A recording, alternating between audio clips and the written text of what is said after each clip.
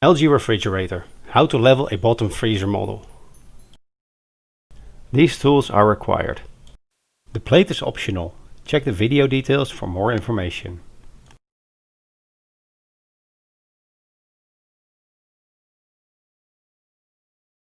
For an accurate measurement, hold the spirit level on the side of the appliance.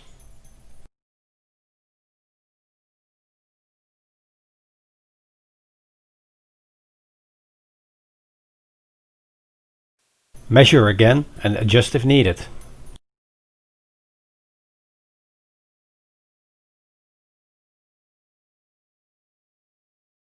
Now check if the doors open and close properly. Try to shake the appliance a little. If it shakes a lot, this means that the floor surface on the back is uneven and you may need to use a backplate.